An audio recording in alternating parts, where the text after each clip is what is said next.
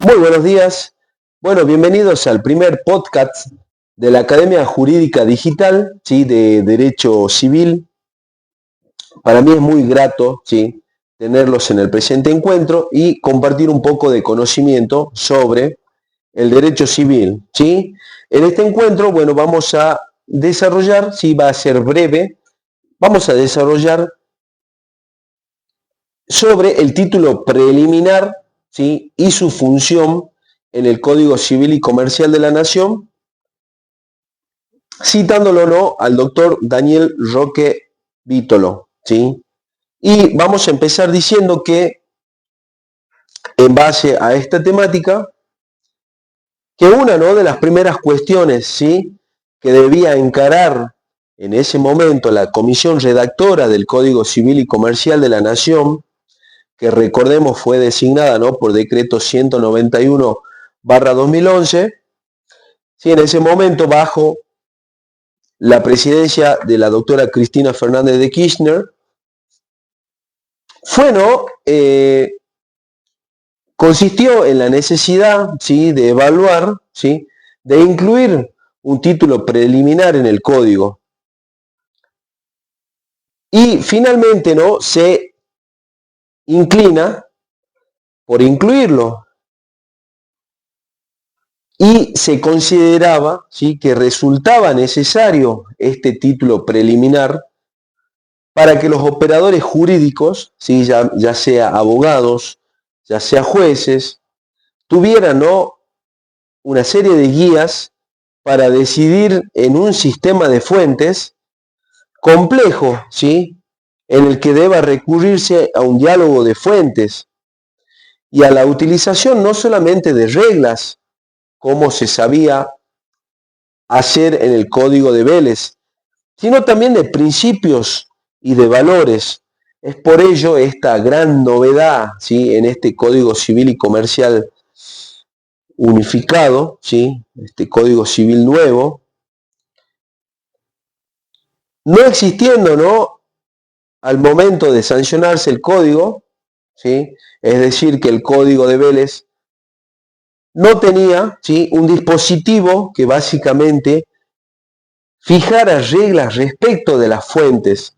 Ya vamos a ver bien cuáles son las fuentes, ni en relación, ¿no?, a la interpretación de las mismas.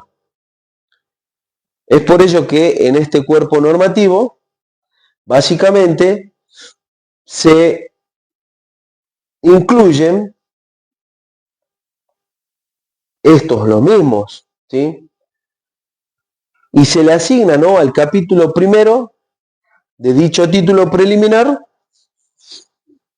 obviamente compuesto de 3 artículos, y va a ser trascendente, ¿sí?, porque primero se introducen reglas respecto de las fuentes que deben tener en cuenta al momento, ¿sí?, de resolver los casos que el código va a regir y la aplicación efectiva de la ley, ¿sí? Y por otro también que se va a promover, valorar la coordinación de las normas del código con otros microsistemas jurídicos, y esto es importante que lo tengamos en cuenta porque lo vamos a desarrollar en los encuentros de más adelante, ¿sí? Entonces, el artículo primero de este nuevo código se refiere o viene a referirse a las fuentes y a la aplicación de las normas, ¿sí?, en él contenidas. Ahora, para finalizar este encuentro, ¿sí?, vamos a preguntarnos, ¿no?, cuáles son las fuentes del derecho civil y comercial en el Código Unificado. Y para ello vamos a citar a 2 intelectuales jurídicos muy importantes, que son Legaz y Lacambra, que se refieren a las fuentes del derecho de la siguiente manera, ¿sí? Vamos a nombrar una serie de significados de acepciones que dan estos autores como para que la tengamos en cuenta, ¿sí? Primero va a decir que son fuente del conocimiento de lo que históricamente es o ha sido el derecho, ¿sí? Entonces, A ello se refiere a los antiguos documentos, a las colecciones legislativas. Segundo, van a decir que las fuentes del derecho son fuerza creativa del derecho como hecho en la vida social, refiriéndose a la naturaleza jurídica, a la economía. Tercera cuestión, va a referirse a las fuentes del derecho como autoridad creadora del derecho histórico o actualmente vigente. Y aquí se refiere básicamente al Estado, al pueblo. Como cuarta acepción, dice que las fuentes del derecho es un acto concreto creador del derecho. Y aquí básicamente se refiere a la legislación, a la costumbre, a la decisión judicial, ¿sí? Como quinta acepción, va a decir que las fuentes del derecho es fundamento de validez jurídica de una norma concreta del derecho. También va a decir que es una forma de manifestarse la norma jurídica. Y acá se refiere básicamente a la ley, al decreto, al reglamento, a la costumbre, ¿sí? Y por último, va a decir que la fuente del derecho es fundamento de un derecho subjetivo. Entonces, habiendo brindado básicamente una serie de significados y de acepciones por parte de estos intelectuales jurídicos en cuanto hace referencia a la fuente del derecho, es importante también distinguir, ¿no?, entre las denominadas fuentes formales y las fuentes materiales del derecho. Entonces acá estamos dando una pequeña clasificación, ¿sí?, de las fuentes, y vamos a definir a las primeras, es decir, a las fuentes formales, como los órganos reconocidos expresamente como fuente del derecho, ¿sí?, y cuya nota distintiva es que se obligan por mandato de un ordenamiento legislativo determinado. Y su objetivo específico, la creación de una regla destinada, ¿no?, a imprimir una dirección en la vida jurídica. Esta es una definición que nos da el doctor Vítolo en cuanto a las fuentes formales, ¿sí?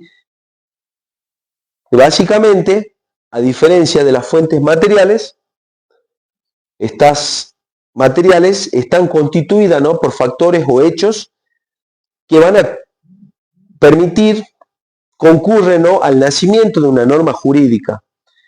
Y acá cita a los grupos sociales, a la comunidad internacional, las tradiciones históricas y culturales, las doctrinas filosóficas y jurídicas, ¿sí? Es decir, todos ellos van a determinar el nacimiento de una norma o de una ley positiva, ¿sí? Básicamente para que tengamos en cuenta, ¿sí?, esta clasificación entre fuentes formales y fuentes materiales, ¿sí?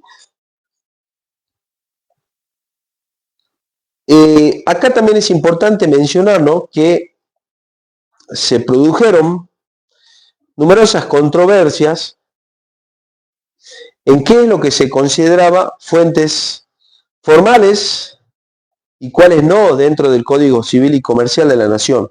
Y ya para ir cerrando esta cuestión, porque en el segundo encuentro vamos a hablar sobre el artículo primero del Código Civil y Comercial de la Nación y nos referimos a esta cuestión, vamos a decir que al menos existen dos fuentes formales en derecho en forma indiscutible, que son la ley y la costumbre. Como les dije, existió muchísima controversia y algunos autores de la doctrina también manifiestan que reducen todas las fuentes formales exclusivamente a la ley, es decir, que la ley es la única fuente. Entonces tenemos